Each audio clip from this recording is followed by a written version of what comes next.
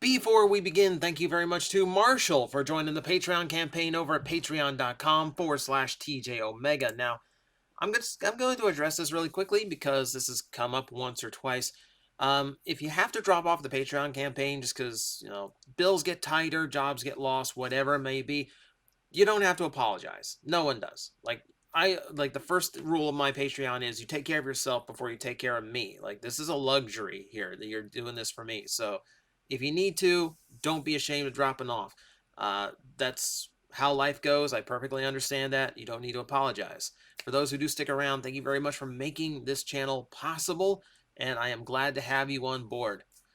All right, so that out of the way, I just want to get that little bit of clarification out because I feel bad with anyone apologizing because they're like prioritizing themselves. Like, don't apologize for that. You have every right to do that. All right, so when I did the Shapeways video, everyone said you need to check out Thingiverse. Like, it's so much weirder. And you know what? You're right. Yeah, you were right. I was always planning to do another video similar to that with Thingiverse. Unfortunately, I, uh, I had underestimated just how weird some of this stuff can be. I have prepared a list of listings on Thingiverse that is in no specific order. These are just random things. I went through like 20 pages of listings and just opened up any tab that I thought looked weird or interesting that I wanted a deeper look at. So I thought I'd just go through all of them. We'll see how weird it gets. Starting with a transforming pumpkin. A transforming spider pumpkin, no less. This is a very man. This was done first day released the first day of October, 4 years ago. Oh, about well, 3.5 years ago at most. But you get my point. Like, this is so weird. This is so weird. Um, I do love the idea. And like the fact that like the spider legs come apart just like so perfectly to form all like because it like the pumpkin has a natural shape and those natural grooves in it. So to utilize those as the separation points for the abdomen and all the parts, really smart. It's super creepy. It's super appropriate for Halloween. Not the only Halloween thing that came up, strangely enough. We have fully articulated Transformer action figures in before better than Transformers Red. You know, like I feel like I have to beat you to the punch on that one. Looks nice though. If you can print them in these colors or just I guess paint it up yourself. But yeah, proportions aren't bad. Looks fairly fairly accurate to the cartoon's proportions. Maybe a little bit small in the arms, but yeah, this is actually really impressive. This is actually like really nice rendering of Prime. From there, okay, that's what I did with the other Halloween themed ones, and this one came out a year and a half ago, and that was just before Halloween. So maybe a little bit too fast. Maybe not quite enough time to get it printed out. I believe this artist did a whole bunch in this style. Like there's a zombie one that came up as well. Yeah, and yeah, so super. Not that I would ever want a transforming coffin. That's a little morbid, but yeah, just like this interesting stuff that people are just coming up with on their own. I'm already like super impressed by anyone who can like conceptually come up with a shape changing robot that actually like fully functions, let alone looks good at the same time. Like, this checks all the bases for what it was going for, and like this is impressive. This is cool. Moving on. Super Chibi Optimus Prime. There's no like better examples of this one. It's just a neat little Optimus Prime I saw. It looks like about like a little not as like super deformed as the Nendoroid coming out, like a half and half. He looks like a squashed Optimus Prime, but that actually kind of works here for the aesthetic style. Neat little figure. Neat little figure. Let's see. All right, so someone decided to enter a contest for the Makerbot Mascot, which I'm not familiar with Makerbot so much. Part of I guess that's like what Thingiverse is known for. Like, I think that's like a parent company I don't have a logo to display. Actually, okay, it's supposed to be for the Makerbot logo, but apparently, that's not actually a thing. So I'm assuming, yeah, it's just when I first looked at this, I thought it was a broken TV, but being Makerbot, now knowing Makerbot is a exclusively like a 3D printing company, it's a 3D printer. Okay, that should have been obvious. Okay, so you use a 3D printer to create a 3D printable transforming 3D printer. Interesting. I mean, it's not a bad design. A little bit hollow in the legs. Beyond that, though, it's funny. It's an amusing idea for the mascot. I don't know if it won. It's like, wow, this is over 10 years old. I forget 3D printing goes that far back. I think because every 3D printing has been just it's only been in the last few years that 3D printing has been commonplace and affordable for just everyday person who just basically buys it as an appliance in their house. I forget that it's been around a lot longer than that. Yeah, but that's actually a neat idea. 3D printable 3D printing transformer. Fun. Here's an idea that's pretty obvious. Someone did a TARDIS. Because of course, I mean, I want to say, like, as someone who used to go through all of those, like, 24-hour shirt shops with pop culture mashup designs, I want to say Doctor Who was easily the most mashed up one, because I think it just lends itself so well to that. Between the spacefaring, the robots, the time travel, you literally put a TARDIS in any scene, anywhere, and it kind of makes sense. So, not a shock here. We have Soundwave as a TARDIS. Little bit fun, a little bit interesting. Oh, is Laserbeak canine? I need a better shot of that. I need a better shot of this somewhere. Oh, that's the white paint. That's white unpainted. I mean, there's no shot of the Laserbeak. Now I'm just like, now I'm just fascinated with the Laserbeak. See, oh, jeez. It's bigger than a Masterpiece jet. It's huge. Jeez. But yeah, like I can't find a close up, but that is absolutely what that is. Oh, there it is. There's Laserbeak transformed into K9. That's kind of adorable. I kind of love that. All right, I didn't realize that when I clicked on it, so that was a nice surprise. Okay, how about this? How about tiny Beast Wars Megatron? Super simple. This stuff is not.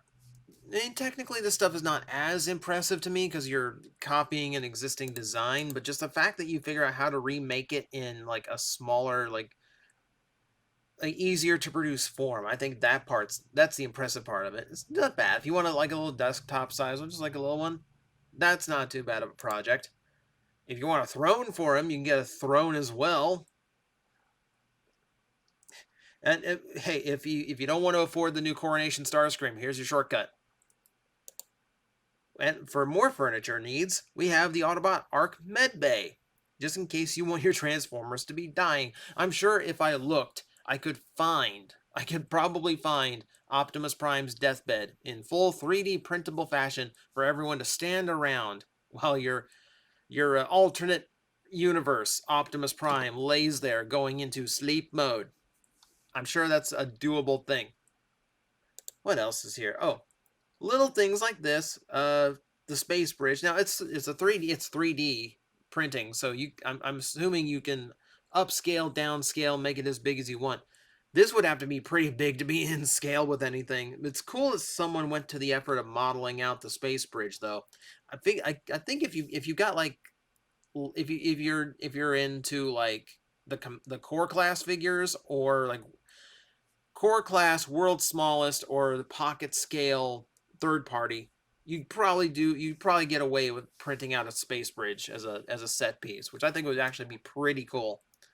I love this. I like the old space bridge. I'm surprised I haven't done anything with it toy wise. Oh, this is don't show me the working model. Show me the example. There we go.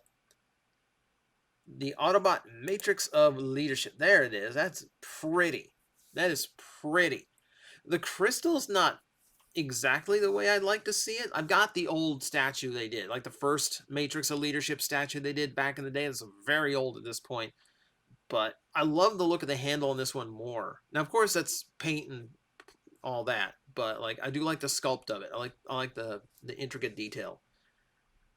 I love a good Matrix of Leadership. I love, yeah. And then now you can just print it out and paint it and become the leader of the Autobots.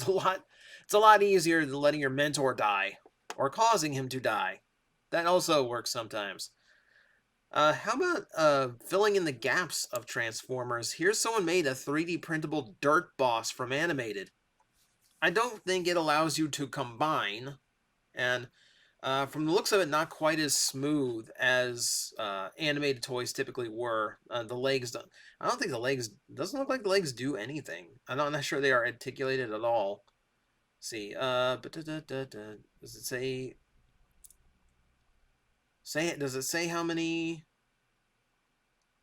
No, no, it doesn't. No, it doesn't say how many. I was hoping it'd say how many points of articulation it has so I could tell just like what this thing was capable of doing. But I think just the fact you came up with a transforming dirt boss is really impressive. That's cool. Now, who made the others? Who made Scrapper and Mixmaster? Because like it's a sin that those did not come out officially. Someone made this that I thought was hilarious.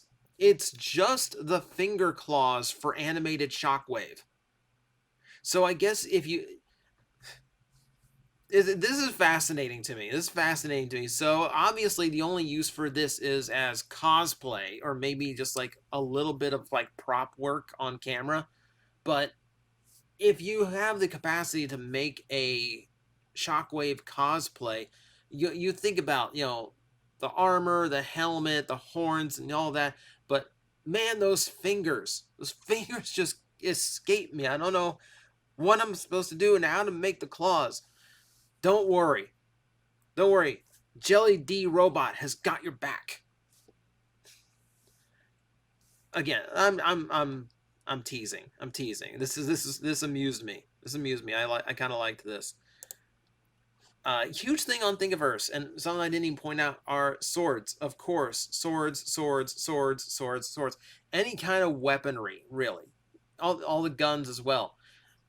Just whatever you can to finish out or finish off your figure. Hey, I'm sorry your Studio Series Dinobots don't have swords when they only Snarl's the only one that had a sword in the cartoon. I'm sorry that they made it accurate, but if you want swords, you can get 3D printable ones off of Thingiverse.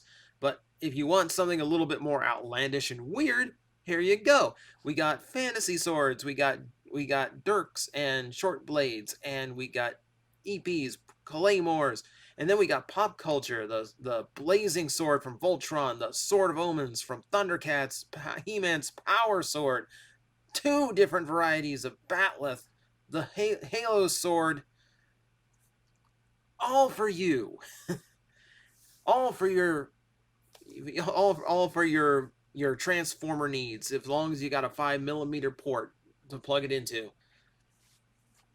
I thought this was great. I love that there's an Autobot symbol on the blazing sword too. I think that's a nice little touch. This is cool. I like fun stuff like this. I don't know who in Transformers I would give a Batleth to. Well, no, I do. Dinobot, Honor, Combat. Okay, that was dumb. Should have thought of that first. How about the transformation cog? I'm not sure this is exactly how it looked. I don't remember it being a ball. I remember it being more football shaped. But either way, I love that people come up with just prop things.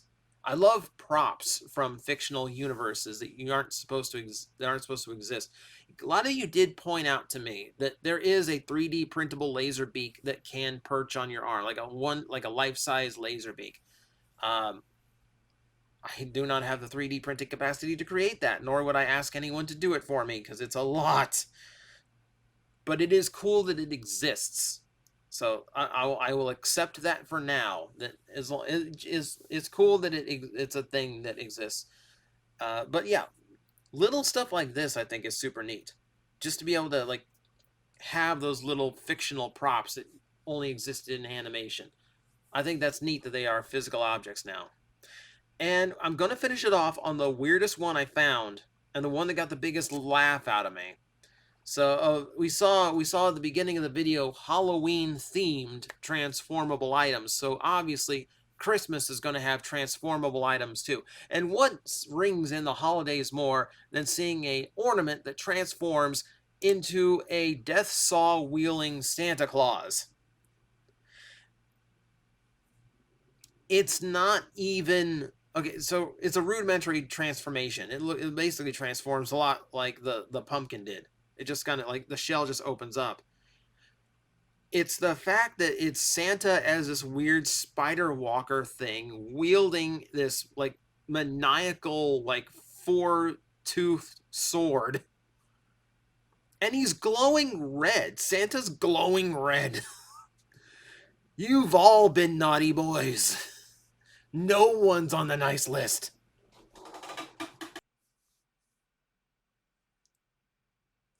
But that's what I got for today, because how do I top evil robot Santa Claus? I don't. You can't. There is no topping it. We're leaving it there. Thank you guys for watching. I hope this was a pleasant viewing experience for you on another website dive. I might go browse Thingiverse again because this was just what came up in the relevant search. If I went to specific Transformer characters, I'm sure a whole bunch more stuff would show up. If I went to specifically like fully made figures, I'm sure I'd see a lot more different stuff than I see here. This is probably one where I've got a little bit more mileage out of if I really want to. So let me know what you think if you want to see that. And yeah, hopefully I will see you in the next video. Guys, I am facing the most powerful enemy any YouTuber can face, the algorithm, and I need your help to defeat him. Hit the like button, hit the subscribe button, hit the notification bell, and leave a comment. Every time you do, we attack that algorithm and we drive it back until it can no longer defeat this channel. Thank you very much.